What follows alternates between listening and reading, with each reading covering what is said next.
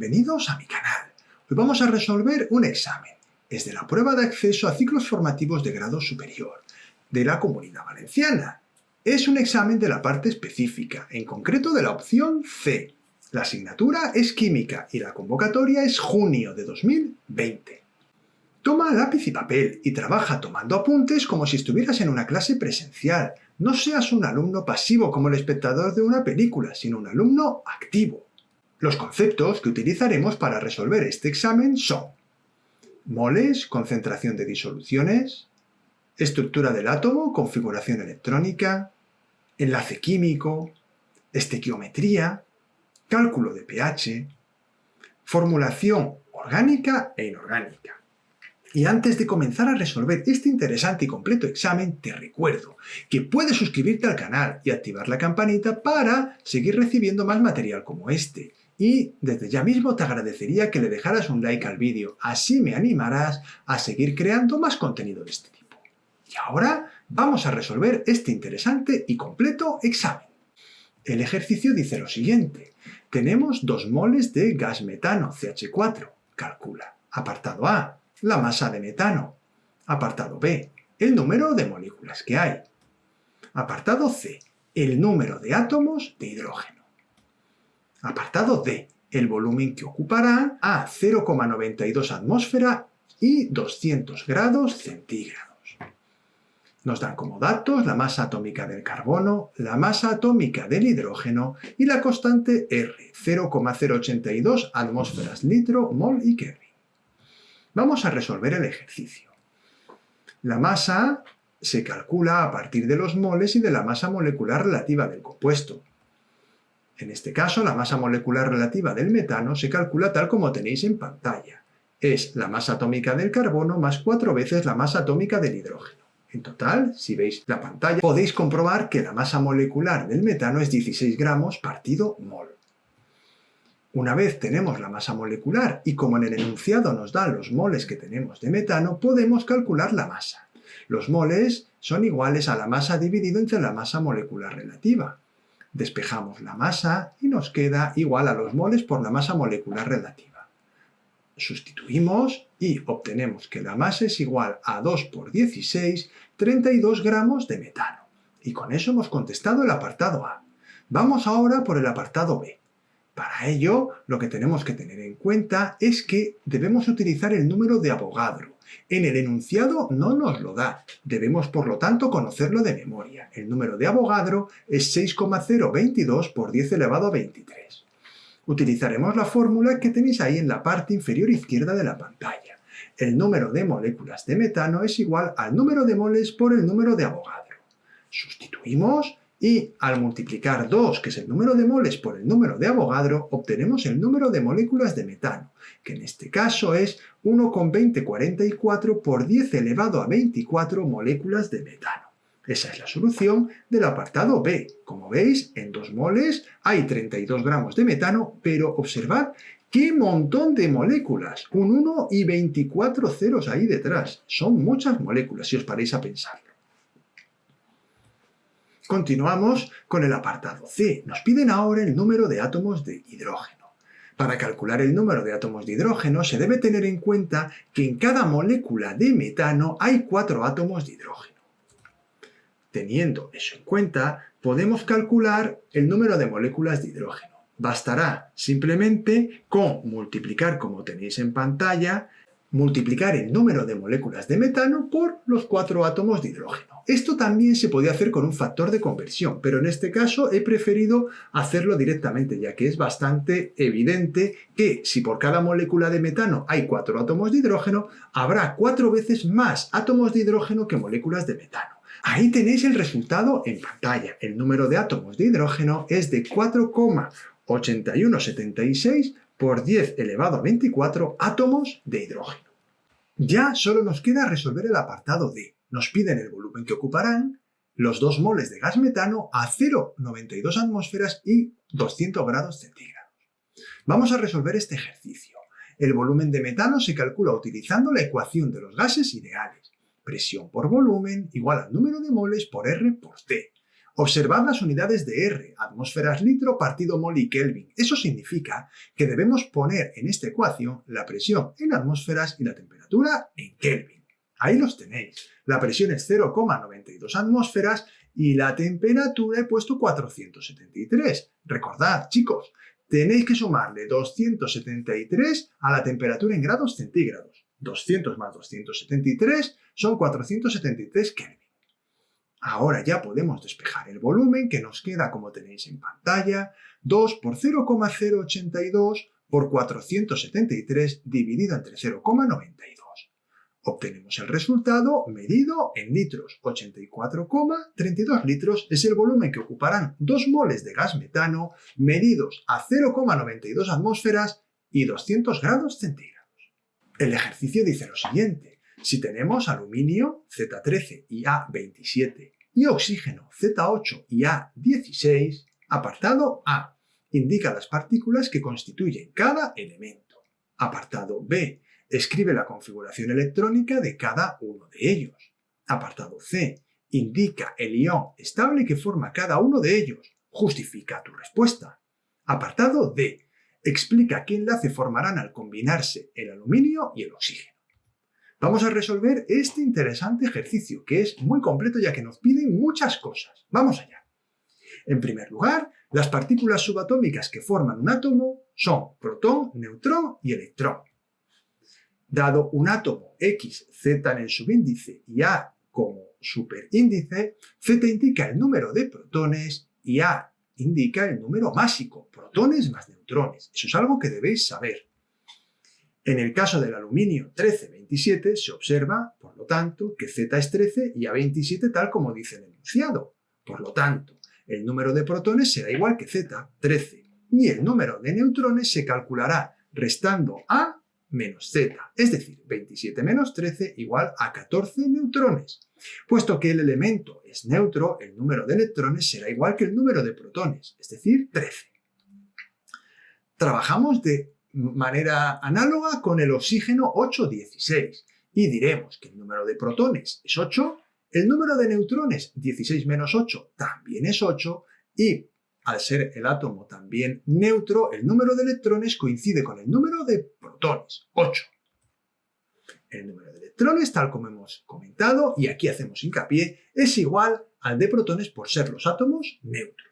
Continuamos ahora con el apartado B. Escribe la configuración electrónica de cada uno de ellos. La configuración electrónica la vamos a obtener aplicando la regla de Moeller, que es una regla mnemotécnica que nos permite ver cuál es el orden de llenado de los orbitales atómicos. En este caso, el aluminio tendrá una configuración electrónica como la que tenéis en pantalla. 1s2, 2s2, 2p6, 3s2, 3p1, ya que tiene 13 electrones.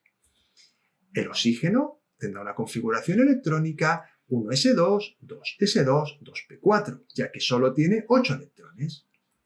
En el apartado C nos dice, indica el ion estable que forma cada uno de ellos. Justifica tu respuesta.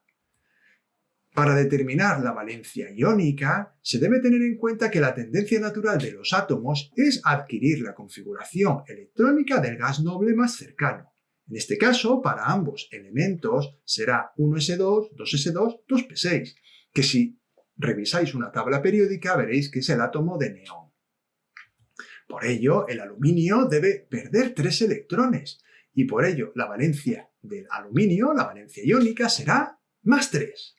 En cambio, el oxígeno debe ganar 2 electrones, por ello la valencia iónica del oxígeno será menos 2. En el apartado D nos dicen que expliquemos qué enlace formarán al combinarse el aluminio y el oxígeno. Al combinarse un metal como el aluminio con un no metal, como el oxígeno, formarán un compuesto iónico. Por lo tanto, el enlace que formarán será iónico. El enunciado del ejercicio dice lo siguiente. Apartado A. Dibuja las estructuras de Lewis de las moléculas de cloro, agua y metano. Apartado B. Razona si las moléculas anteriores son polares. Vamos a resolver este ejercicio que tiene más profundidad de lo que parece. Así que muy atentos, tomad lápiz y papel y no os perdáis detalle. En primer lugar, escribiré la configuración electrónica de los elementos químicos que participan en estas moléculas. Ahí tenéis hidrógeno, carbono, oxígeno y cloro. Es imprescindible escribir la configuración electrónica de los átomos para poder determinar cuál es el número de electrones de valencia que tiene cada uno. Ahí tenéis las configuraciones electrónicas y el número de valencia que tiene cada uno de ellos. El hidrógeno tiene un electrón de valencia, el carbono 4 electrones de valencia, el oxígeno 6 electrones de valencia y el cloro 7 electrones de valencia. En la parte izquierda podéis ver sus configuraciones electrónicas. Tened en cuenta que no nos han dado Z en el ejercicio, por lo tanto, debemos nosotros saber cuál es la posición de esos elementos en la tabla periódica para poder escribir su configuración. ¡Mucho cuidado! Porque si no, no podremos hacer bien la estructura de Lewis. Continuamos. La estructura de Lewis es una representación que muestra los pares de electrones en guiones o puntos, de los enlaces que hay entre los átomos de una molécula y los pares de electrones solitarios que puedan existir. Por otro lado, de forma general, las moléculas covalentes cumplen la regla del octeto, es decir, los átomos que las forman tienen tendencia a tener 8 electrones en su capa de valencia, aunque hay excepciones como el hidrógeno que llenan su capa de valencia con 2 electrones. Una vez tenemos claras las definiciones, vamos a proceder a dibujar las estructuras de Lewis. Comenzamos con la molécula de cloro. Cada uno de los 2 átomos de cloro necesita un solo electrón para completar su capa de valencia, ya que si observáis el cloro tiene 7 electrones en su capa de valencia y para llegar a 8 solo le hace falta 1. Por ello, basta con que cada uno comparta un electrón. Ahí tenemos un átomo de cloro y ahí tenéis el otro. Observad que comparten un electrón y ya tienen 8 electrones cada uno. Ponemos la estructura con guiones y ahí tenéis la molécula de cloro y su estructura de Lewis. En el caso del agua, el oxígeno es el átomo central. Primera cuestión que hay que tener en cuenta. Cuando hay un átomo solo rodeado de varios, el átomo central es el que está solo. H2O, el átomo central, es el oxígeno. En este caso, como veis, solo el oxígeno necesita compartir 2 electrones para completar la capa de valencia y lo hace con los 2 átomos de hidrógeno. Ahí lo tenéis en pantalla. El oxígeno tiene 6 electrones en su capa de valencia y compartiendo un electrón con cada átomo de hidrógeno, ya todos cumplen la regla del octeto. Bueno, todos no. El hidrógeno ya hemos dicho que no la cumple, pero está cumpliendo la regla que él necesita, tener 2 electrones en su capa de valencia. Y ya podemos dibujar la molécula de agua. Ahí la tenéis en pantalla.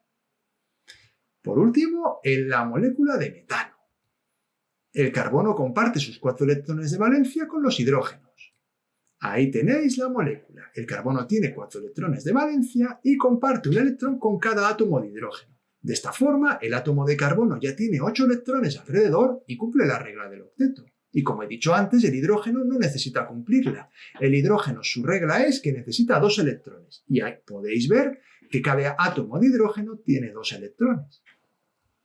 Ahí tenemos la estructura con guiones. Una vez hechas las estructuras de Lewis, vamos a razonar si las moléculas anteriores son polares. En primer lugar, la molécula de cloro, ahí tenéis su estructura de Lewis. Puesto que ambos átomos de cloro tienen la misma electronegatividad, la molécula será apolar, porque para que una molécula sea polar, en primer lugar, tiene que estar formada por átomos con diferente electronegatividad. En este caso, claramente, al ser 2 átomos de cloro idénticos, su electronegatividad es la misma y por ello no se genera ningún momento dipolar y podemos decir que la molécula es apolar.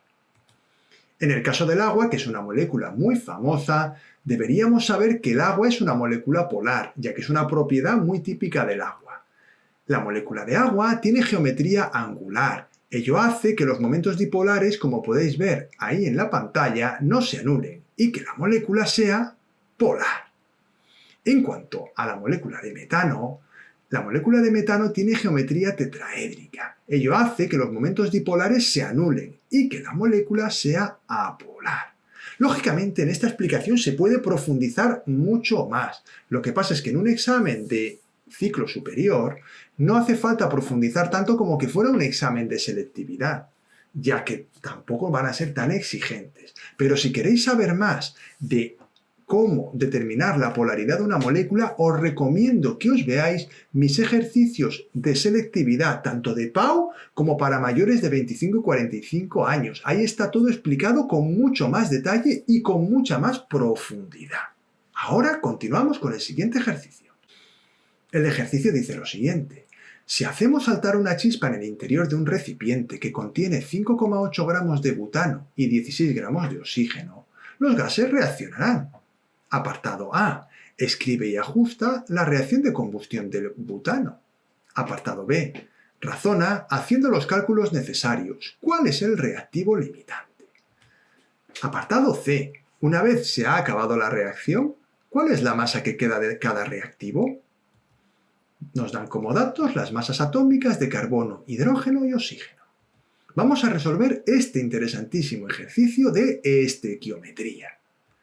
Lo primero que hacemos es escribir la ecuación química. El butano más oxígeno va a dar CO2 y agua. Esto siempre ocurre en las reacciones de combustión. El compuesto orgánico más oxígeno va a dar CO2 y agua.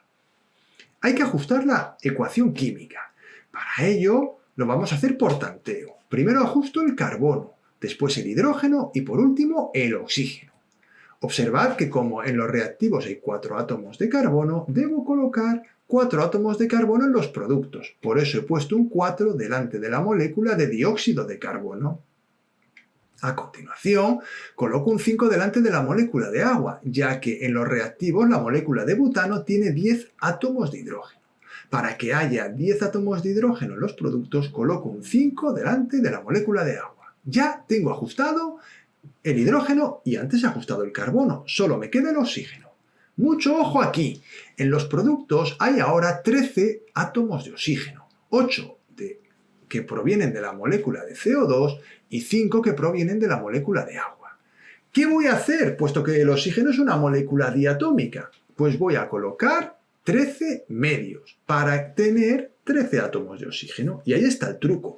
Cuando tengo un número impar de átomos de oxígeno, colocaré el número de átomos dividido entre 2. Y así, al ser la molécula de oxígeno diatómica, podré ajustar perfectamente la ecuación química. Continuamos ahora con el apartado B. Razón haciendo los cálculos necesarios cuál es el reactivo limitante. Lo que vamos a hacer en primer lugar es calcular los moles de butano y de oxígeno a partir de sus masas y de sus masas moleculares relativas. Calculamos la masa molecular relativa del butano, tal como tenéis en pantalla. Podéis ver que es 58 gramos partido mol y la del oxígeno que es 32 gramos partido mol. No dejéis de hacer esto en vuestra libreta para aseguraros de que domináis el concepto de cálculo de una masa molecular. Calculamos ahora el número de moles con la fórmula clásica. Número de moles igual a masa dividido masa molecular relativa. Ahí tenemos que al tener solo 5,8 gramos de butano, el número de moles de butano es 0,1. Hacemos lo mismo con el oxígeno. 16 gramos de oxígeno entre 32 de masa molecular nos da 0,5 mol de oxígeno. Como veis, bastantes más. Pero debéis tener en cuenta que se consume mucho más oxígeno que butano en la reacción. Por lo tanto, no podemos decir todavía nada acerca del reactivo limitante. Vamos a calcular ahora, para ver cuál es el reactivo limitante, los moles de oxígeno que necesitamos para quemar 0,1 moles de butano. Lo hacemos con un factor de conversión. 0,1 mol de butano, ponemos en el denominador que por cada mol de butano se consumen 6,5 moles de oxígeno. El 6,5 es 13 medios. Simplificamos los moles de butano y podemos ver que necesitamos para quemar 0,1 mol de butano 0,65 mol de oxígeno. Pero claro, si os fijáis, no tenemos oxígeno suficiente ya que solo tenemos 0,5 moles. Por lo tanto, podemos afirmar que en este caso y con estas cantidades, el reactivo limitante es el oxígeno. Es decir, no hay oxígeno suficiente para quemar 5,8 gramos de butano. Continuamos ahora con el apartado C. Una vez ha acabado la reacción, ¿cuál es la masa que queda de cada reactivo? Al finalizar la reacción, no quedará nada de oxígeno, ya que es el reactivo limitante. Vamos a calcular la cantidad de butano que sobra. Para ello calcularemos los moles de butano que reaccionan con 0,5 moles de oxígeno. Hacemos otro factor de conversión tal como tenéis en pantalla, solo que ahora en el denominador ponemos 6,5 mol de oxígeno para que se cancele con los moles de oxígeno iniciales y en el numerador un mol de butano para ver cuántos moles de butano reaccionan. Simplificamos y obtenemos 0,077 mol de butano se consume. Como disponíamos de 0,1 mol de butano, basta con que le restemos a la cantidad inicial de butano la cantidad que ha reaccionado. Hacemos la resta y ahí podéis ver en pantalla que tenemos 0,023 mol de butano en exceso. Como nos pide la masa, debemos expresarlo en gramos. Por lo tanto, lo hacemos. La masa será igual al número de moles de butano por la masa molecular relativa, tal como tenéis en pantalla. El resultado, ahí está. 1,33 gramos de butano se quedan sin reaccionar. El ejercicio dice lo siguiente. Se neutraliza una disolución acuosa de cloruro de hidrógeno con hidróxido de sodio. Apartado A. Escribe y ajusta la reacción de neutralización. Apartado B. ¿Cuántos moles de cloruro de hidrógeno son necesarios para reaccionar con 20 ml de hidróxido de sodio 0,1 molar?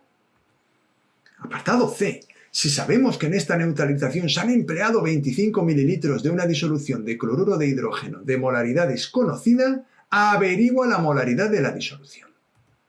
Vamos a resolver este ejercicio en el cual tenemos una neutralización de un ácido con una base. Por ello, lo primero que hago es escribir la reacción de neutralización. HCl más NaOH nos da NaCl más agua, es decir, la famosa reacción química ácido más base, sal más agua. Mucho cuidado, para este examen debéis saber formular el cloruro de hidrógeno y el hidróxido de sodio, si no, no podréis hacer el ejercicio. Algo de formulación hay que saber, aparte de la que nos puedan preguntar de forma concreta. En cuanto al apartado B, los moles de cloruro de hidrógeno los vamos a calcular multiplicando la molaridad por el volumen. Mucho cuidado, debemos expresar el volumen en litros. Podéis ver que he puesto ahí 20 por 10 a la menos 3, porque 20 mililitros son 20 por 10 a la menos 3 litros. Como ya he obtenido 0,002 mol de hidróxido de sodio, para calcular ahora los moles de cloruro de hidrógeno utilizaré el factor de conversión. Ahí lo tenéis en pantalla. 0,002 mol de hidróxido de sodio y como la reacción es 1 a 1, coloco que por cada mol de hidróxido de sodio que reacciona un mol de cloruro de hidrógeno. Nos va a dar un resultado, lógicamente, de 0,002 mol de cloruro de hidrógeno son necesarios. Y ese es el resultado que nos pedía el apartado B. En cuanto al apartado C, para calcular la concentración de ácido, basta con emplear la fórmula molaridad igual a moles de soluto partido volumen de disolución. En este caso, disponemos de los datos y nos queda el resultado que tenéis en pantalla. 0,002 mol de HCl dividido 25 por 10 a la menos 3. De nuevo multiplico por 10 a la menos 3 para pasar de mililitros a litros. El resultado, ahí está, 0,08 mol partido litro o molar, que eso es lo que significa la M mayúscula. El ejercicio dice lo siguiente, formula o nombra, según sea el caso, los compuestos siguientes. Aquí tenemos los compuestos que nos piden en primer lugar. El amoníaco es NH3. El amoníaco es una sustancia muy conocida que debéis conocer de memoria. Es decir, no estamos utilizando aquí ninguna regla de formulación. Es como el agua, es H2O, el amoníaco NH3. Aunque debéis saber que la IUPAC recomienda que se le llame azano. Aunque yo lo siento por los señores de la IUPAC, pero le seguiré llamando amoníaco. A mí ya me ha pillado viejo esto de cambiarle el nombre al amoníaco. La IUPAC admite que se le llame amoníaco, no estamos haciendo nada incorrecto. Etano. Etano es un compuesto orgánico que, como indica el prefijo et, tiene 2 carbonos. Por lo tanto, será CH3, CH3. Como acaba en ano, es un alcano. 1-propanol. Como acaba en ol, es un alcohol. Y como tiene el prefijo prop, tiene 3 carbonos. Y en el primero de los carbonos está el alcohol. El compuesto sería ese que tenéis en pantalla. CH3, CH2, CH2OH. Ácido metanoico. En este caso, el ácido metanoico es un ácido carboxílico de un solo carbono, prefijo met. El compuesto será HCOOH. Dietiléter, como su nombre indica, es un éter y tiene dos etiles unidos al oxígeno. Ahí tenéis el compuesto CH3, CH2O, CH2, CH3. A continuación, ¿pensabais que habéis terminado? No, ahora nos ponen las fórmulas y tenemos nosotros que escribir los nombres. Y el primer compuesto que aparece es el H2SO4. Es un compuesto inorgánico, un oxoácido, pero es un oxoácido muy famoso. Es el ácido sulfúrico, debéis conocerlo de memoria. A continuación vemos un hidróxido porque hay un grupo OH. Tendríamos ahí el hidróxido de aluminio. Seguimos con un compuesto orgánico que tiene 5 carbonos y un doble enlace, por lo tanto es un alqueno. Lo vamos a llamar 1-penteno o pent-1-eno, tal como tenéis en pantalla. El siguiente compuesto orgánico también es muy famoso. Tiene 2 carbonos y es un alcohol y está en las bebidas alcohólicas. Se llama etanol, aunque también podéis haber oído que le llamen alcohol etílico. También es un nombre que podría darse, aunque el nombre que recomienda la IUPAC es etanol. Y por último tenemos un ácido carboxílico de 4 carbonos, por lo tanto diremos que se llama ácido butanoico, aunque hay un nombre común que es ácido butírico y lo he puesto por si alguno lo ha visto alguna vez por ahí. También se llama ácido butírico. Y ahora sí, hemos terminado el ejercicio. Y ya está. Hasta aquí ha llegado el examen de hoy. Espero que os haya ayudado a resolver las dudas que pudierais tener. Ya sabéis que podéis suscribiros al canal y activar la campanita si queréis seguir recibiendo más vídeos como este. Os agradecería que le dejarais un like al vídeo porque así me animaréis a seguir creando más contenido de este tipo. Y no dudéis en compartir estos vídeos con las personas que estén preparando esta prueba. Pienso que les pueden ser de mucha utilidad. Y me despido. Muchas gracias por vuestra atención y nos vemos en el siguiente vídeo.